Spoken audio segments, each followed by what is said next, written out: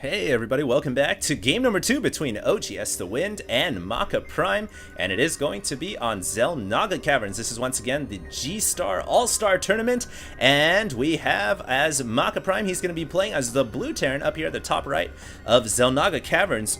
Excuse me guys, still a little under the weather here. And oGs.TheWind as the Red Zerg down in the bottom left. So I know you guys are all thinking, wow, these guys are, you know, all these guys in the G-Star All-Star Tournament, just really good players, the best of the best. And, you know, I have to agree with you. Every game I've seen thus far has really featured some kind of level of play, which you really can't fault. You can't look at them and be like, oh, this guy messed up here, this guy messed up there. To the point where it really cost them the game, where they make fundamental mistakes that you might find, you know, at the low tier diamond level and below. You just don't see that at this kind of level of play. These guys practice for almost, you know, at least 10 hours a day straight, so they are insanely good. And it's just a joy, it's a real pleasure to be able to cast these games for you guys and bring them out to you guys on YouTube. For all you guys out there who just want to sit back, kick it, grab a Coke, grab some popcorn, and just enjoy some games. So Xel'Naga Caverns is an interesting map for Zerg versus Terran, I think, mainly due to this backdoor area where the high weeds kind of blocks the vision for the Terran. I think this is one thing that Terran players can make, for Zerg players can actually make great use of. They can bring Banelings and Lings around the back of the Terran natural and do a lot of damage. Early on in the game, they can actually bring those Banelings and kill off the entire mineral line. Now, it looks like MakaPrime here will once again be doing some early game antics, and this is actually a very nice strategy. Opening up with this early engineering bay will force the Zerg player, if he wants to grab that early expo, he will be forced to lose mining time by pulling drones off the mineral line. So you guys can see right now, his economy is somewhat suffering, and of course the Terran player can always cancel the building, recuperate, I believe 75%. I think that's how much they get back from the banker, whoever they pay to forward the loan on these buildings. But it looks like another building just got canceled right there. Oh, and the SCV gets taken out by the drone with the claws. So good job right there from oGs.TheWind to take out that early blockade, and he was able to get the hatchery down. A small loss, a small hit in economy, but you guys can see he's been droning up the entire time, not too deterred. And I think that the Zerg player right now is looking to be in a pretty good position, as it looks like MakaPrime will be opening up with what seems to be a 1-Rax FE build. And this is pretty standard, actually. 1-Rax FE, usually we're going to see 2 to 3 more barracks get thrown down. Here's the second barracks at the front door. And most likely, rather than not, we're just going to be seeing an eco-style game from the Terran as he goes bio. And so the one thing he will have to be careful about, like I said before, is protecting this back area. And a lot of times, you guys will see Terran players block this off with either an engineering bay, a couple of supply depots, a barracks, whatever. They usually throw something there to prevent the possibility of the Zerg player coming around for a flank and doing damage. Now, wow, this is interesting. Look at this. oGs.TheWind is getting... Wait, why is he getting 2 gases? He's getting extremely early second gas, I have to say. This is before he's even morphed the lair. So I don't know. Your guys' guess is as good as mine. I have no idea why he's getting the second gas so quickly. Perhaps he's going to try to get earlier Mutalisk than you might imagine, but really the best time to get the second gas is when your lair is morphing. Look at this, oGs.TheWind throwing up a Roach Warren, so I see he may possibly be going for an early burrow attack here, a burrow with tunneling claws, or possibly early +1/+1 weapons, and then he's going to make an attack. He does have speed being researched right now, and back at the Terran base, he has thrown down his additional 2 barracks. He's got stim researched, and he has his command center down, so he is just going to be purely just going to get this early expo, hunker down, try to play eco. The Terran player will not be aggressive this game.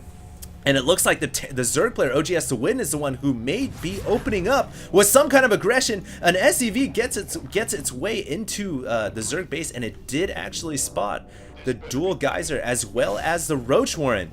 So now MakaPrime's hand has been, someone has tipped him off. The SCV tipped him off. So now I think he's going to focus on Marauder production.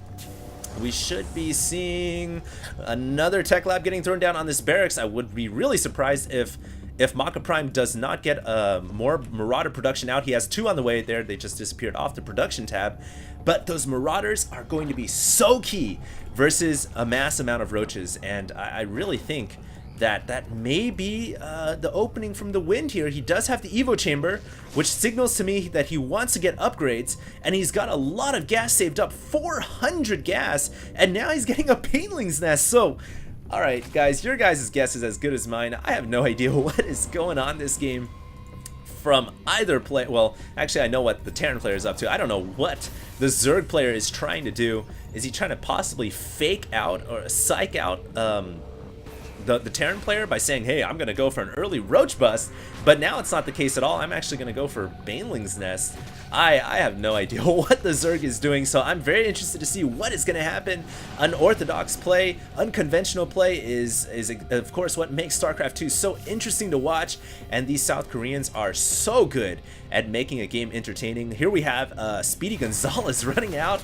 A lot of Terran players will actually they'll just send 1 Marine, use a stim, go around and get a good scout off. It's a very, very cheap and effective way to scout. Actually, a lot cheaper than using a comsat.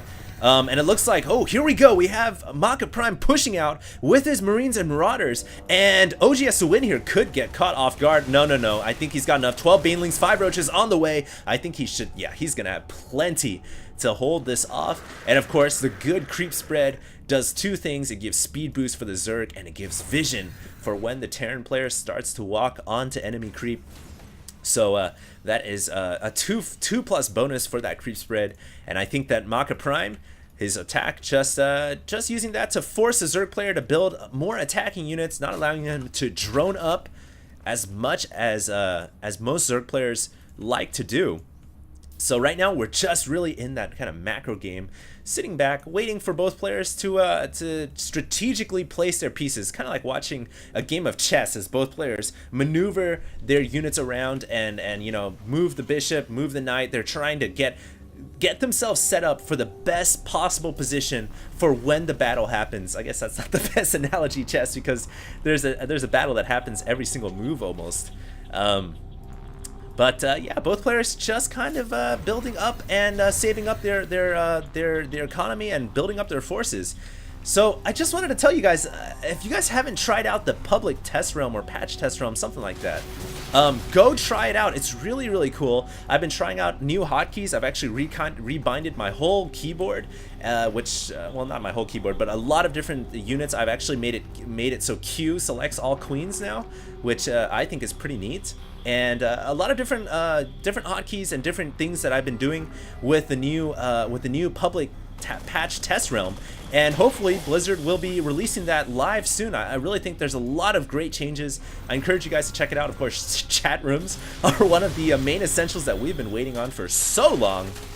So definitely check that out. It looks like we are going to be seeing an engagement here as, oh wow, that's a lot of Marauders and Marines, but a great position here. This is exactly what I was talking about. This hatchery will no doubt get canceled. No, it actually will fall. I was going to say great positioning by oGs.TheWind, talking about laying out those chess pieces. He had forces to the left and he had forces to the right. He could have no doubt went for a massive flank and pincer attack and just closed down and just stomped those Terran forces, but it didn't look like he wanted to commit at that point. If we actually look at the income, Zerg player slightly ahead. If we look at army, Terran player slightly ahead. And really, at this point, both players are still macroing up. The Terran literally just pushed out, canceled the gold. Zerg player didn't do anything about it, and we're just right back to square one, really, as MakaPrime really is now just getting dropships out, trying to fortify those Marines and Marauders, which really is it's very key and essential to those Marines and Marauders and their fortitude, especially their mobility, if you're able to maneuver them around and drop them off. We also have siege tanks and siege tech on the way, which is absolutely key versus Banelings, using those and then running the Marines, the fragile Marines, away from the Banelings and letting the siege tanks do damage. At this point, it's really tough. It's really tough to tell who's going to come out ahead. Obviously, both players still teching up, still waiting. We don't have Hive on the way. we actually do have Ventral Sacks, but no Hive for the Zerg player, no Mutalisks either. He does have a Spire. And that's one threat for that's one thing that players have to consider when they play Zerg, is a tech switch is possible when you least expect it. A bunch of Mutalisks could come out and just attack you when you think you're dealing with only Roacheslings and Banelings. Now, look at this. We do have 2 dropships coming in, and I would expect the Terran player here to make a 2-pronged attack with his main army at the front, maybe even force a cancel on this Expo, and then drop off with your forces. That's what good players do. They don't just drop off units and allow the player to react. They will actually make 2 different attacks at once and force the Zerg player to divide his attention, and I think that's exactly what we're going to see right here. 2 dropships coming in here as the Terran player sets up a force to be reckoned with at the center of the map. Oh my goodness, so many Marines here dropping off, but it looks like a couple of Roaches ready here, ready and waiting, will not be able to deal with the Marines, and the Marines quickly use a stim, picking off several drones, and it looks like the hatchery was canceled as well. So right now, not good for MakaPrime. Didn't really do all that much damage. I don't know, maybe he did. He did kill off the gold, and he did kill off quite a few Marines. It looks like the dropships still alive. They were able to retreat a lot of those Marines. So actually MakaPrime did a great amount of damage there, but oGs.TheWind will be making a counter attack here, dropping off Roaches and Lings with his 5 Overlords, and it looks like MakaPrime forced to stim his Marines and Marauders back, trying to run back home to base to deal with these Roaches. Oh god, Banelings dropping off on the Marines. Great drop right there from the Overlord. Didn't even expect that to happen. And a lot of those forces just died down. Meanwhile, another attack, forcing a cancel on a hatchery once again.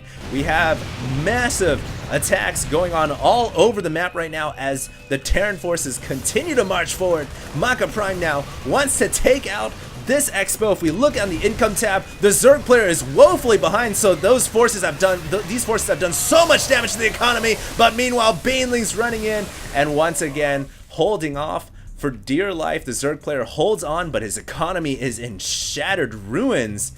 15 harvesters to 43. And if we look on the army, I think the Zerg player may be slightly ahead. Yeah, he is. But oh god, this is just a game. This is just a ticking time bomb right now for the Zerg. He's still dealing with dropships, and he really doesn't have much anti-air except for these queens, which I mean, they can only chase the dropships so far. And then the dropships will kind of they'll be able to just loop back around and, you know, go wherever they want. So I think right now, if the Zerg player wants to win, oGs.TheWind has to make an attack now. He is way too behind in economy. He doesn't have the drones that are necessary to keep up a long war of attrition. He has to make an attack count, and he has to make it happen now. So I think MakaPrime definitely realizes that, and he may be mustering up forces to hold off an impending attack. Yeah, look at this. Look at this building placement right here, all designed to hold off a Zerg frontal assault. It's just brilliant play right now from both these players. oGs.TheWind realizing he's in a desperate situation. He's loaded up 16 Banelings into these Overlords, and these Banelings could do a lot of damage. Here comes the Roaches. That's a lot of tanks back there. The tanks can do so much damage to these Roaches, and the Wind realizing that he is not in any position to make an attack is going to fall back. The least he can do right now is prevent this Expo from being claimed by the Terran player. And here he comes. He's going to actually move in. He's got Overlords with Banelings ready to go. Notice a great micro from MakaPrime pulling the Marines away. But now the Banelings have unloaded, doing some good damage. Very good Overlord spread right there. The Overlords reaching their targets and dropping off the cargo that needed to be dropped off. But it looks like there's just too much for the Zerg player oGs.TheWind to deal with. MakaPrime here is going to hold the front door, and this is just going to be a GG. There we go. The win. Good gaming out. Good game indeed. I really enjoyed that. That was there was a lot of back and forth action, and I actually I called that one part wrong. MakaPrime actually did quite a bit of damage when he dropped off here. He killed off a lot of drones. I didn't realize that the dropships and the Marines were still alive when I glanced back. And of course, during that multi-pronged attack, when he attacked one way with the dropships and then another way right here at the center of the map, he was able to force the cancel on the gold expansion. So that was where he won the game. That was a critical juncture where the Terran player just skyrocketed ahead of the Zerg, and there wasn't really much that oGs.TheWind could do about it. So we're going to move on to game number 3. I hope you guys enjoyed this video. We're going to have the series finale now. Both players are currently 1-1 apiece, and moving on to the next game. HD signing out.